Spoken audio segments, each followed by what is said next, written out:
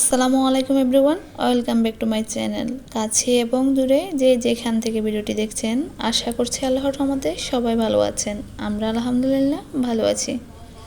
শুরু করলাম নতুন আরেকটি ব্লগ। এখন আছি আমরা বাবার বাড়িতে একটি ব্লগ আপনাদের সাথে শেয়ার করতে যাচ্ছি। আমি যখন আসছি বাড়িতে তখন থেকে কোনো ভিডিও করা হয়নি, তো আজকে একটু ক্লিপ নিলাম, তো সেটা হচ্ছে আপনাদের সাথে শেয়ার করতে যাচ্ছে। আর এদিকে হচ্ছে নাফিসা, মুনতাহা, আজমান আর ছোট্ট পিচ্চিটা হচ্ছে আমার নাতনি রাইসাকে তো আপনারা আগের ব্লগে দেখিয়েছেন। আমি আমার মেজো আপু আমরা হচ্ছে এখন আমার বাবার বাড়িতে। তো মেজো আপুর ছেলের বউ আছে আমাদের বাড়িতে। তো এখন হচ্ছে আমরা সকালবেলা বাফা পিঠা তৈরি করতেছি। এদিকে আপু হচ্ছে পিঠাগুলো বানাচ্ছে আর কি।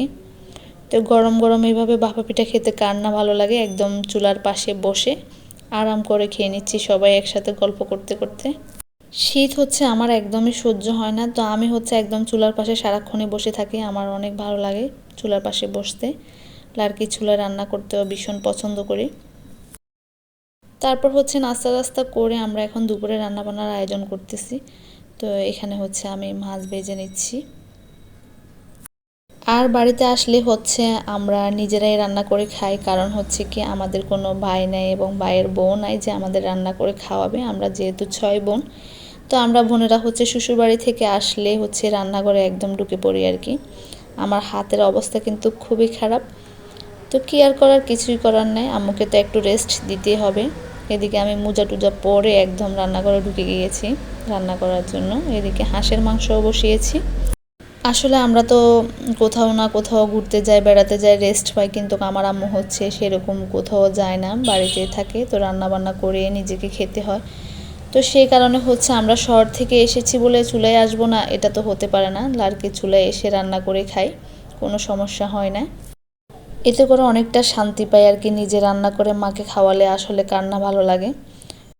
শুধু আমি না, আমার সব আপুরা হচ্ছে আম্মুকে রান্না করতে দেয় না যখন আম্মুর বাড়িতে আসে আর কি। আসলে হচ্ছে আমরা হচ্ছে আম্মুকে নিয়ে যেতে পারতাম, কিন্তু আম্মু হচ্ছে কোথাও গিয়ে এক রাতের জন্য থাকতে চায় না নিজের বাড়ি ছাড়া। তো সেই জন্য হচ্ছে ওনাকে কষ্ট করে রান্না করে খেতে হয়, কিছু করার নেই। তো যখন হচ্ছে লার্কি চুলায় রান্না করি তখন হাতের অবস্থা কিন্তু খুবই খারাপ হয়ে যায়। তো পরে হচ্ছে ঠিক হয়ে যাবে বাসায় গেলে, এটা আর কি। তো এখন হচ্ছে আমি মাছগুলোকে ভেজে নিয়েছি, এখন এগুলা মশলা কষিয়ে তারপর হচ্ছে রান্না করে নিচ্ছি। কথা বলতে বলতে কিন্তু আমি রান্নাবান্নাও করে ফেলেছি।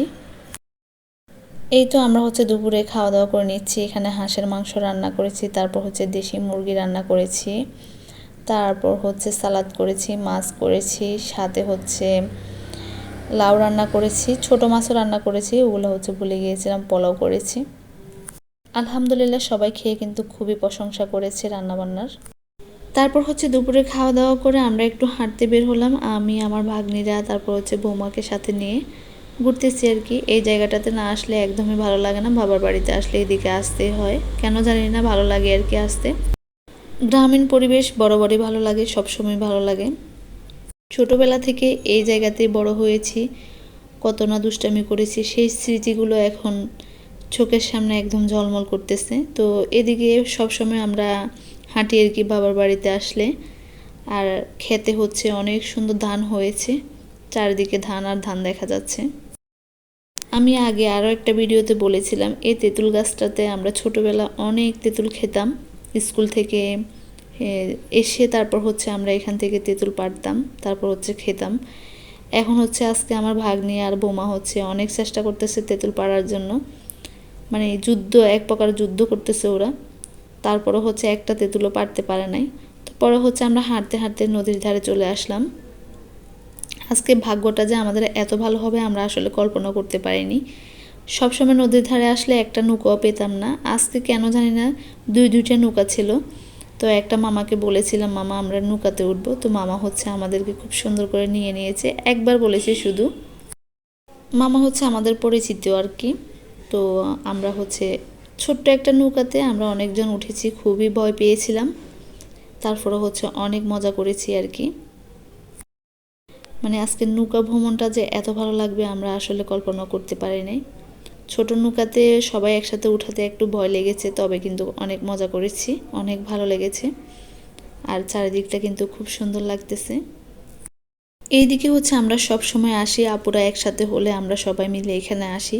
নৌকা কিন্তু কখনো পাই না, তো আজকে প্রথম নৌকা পেলাম আর কি। তো বাচ্চারা কিন্তু অনেক মজা করতেছে, আমরা কিন্তু ভয়ে শেষ। আল্লাহ না করুক কোনো দুর্ঘটনা যদি ঘটে যায় তখন কী হবে। আমরা তো বা সাঁতার জানি, বাচ্চারা তো সাঁতার জানে না।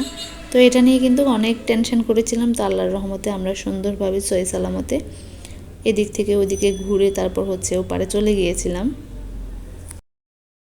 বাচ্চাদের হাসি দেখে বুঝতে পারতেছেন ওরা কতটা খুশি হয়েছে। আমার ভিডিওগুলো যদি আপনাদের ভালো লেগে থাকে আমার চ্যানেলটি সাবস্ক্রাইব করে নেবেন এবং আমার ফেসবুক পেজটা ফলো দিয়ে দিবেন। ভিডিওতে একটা লাইক দিতে ভুলবেন না এবং কমেন্ট করবেন। আর বেশি ভালো লেগে থাকলে বন্ধুদের সাথে শেয়ার করে নেবেন। তারপর হয়েছে কি জানেন, এখানে হচ্ছে আমরা ওই যে নদীর পাড় থেকে একটা বাঁশ নিয়ে এসেছি তেঁতুল পাড়ার জন্য। তো অনেক যুদ্ধ হয়েছে, মানে তেঁতুলগুলো একদম পড়তেছিল না।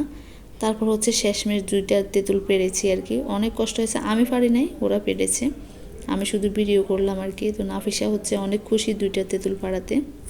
আর এটা হচ্ছে রাতের অংশ, সবাই একসাথে বসে আগুন না জ্বালালে কেমন হয়, শীতের দিন এটা হবে না তাহলে কি আর হয়। তো এই জিনিসটা কিন্তু আমার অনেক ভালো লাগে, বাচ্চারাও কিন্তু অনেক খুশি হয়। আমরা হচ্ছে যতদিন থেকেছি বাবার বাড়িতে সবসময় হচ্ছে আমরা আগুন জ্বালিয়েছি রাত্রে। বাড়িতে এসে অনেক মজা করে সময়গুলো পার করে ফেলেছি, যাওয়ার সময় হয়ে গিয়েছে বাসায়। আর হচ্ছে যতটুকু পেরেছি ততটুকু ভিডিও করেছি আর কি। তো আজকে এই পর্যন্ত, সবাই ভালো থাকবেন, সুস্থ থাকবেন, আল্লাহ হাফেজ।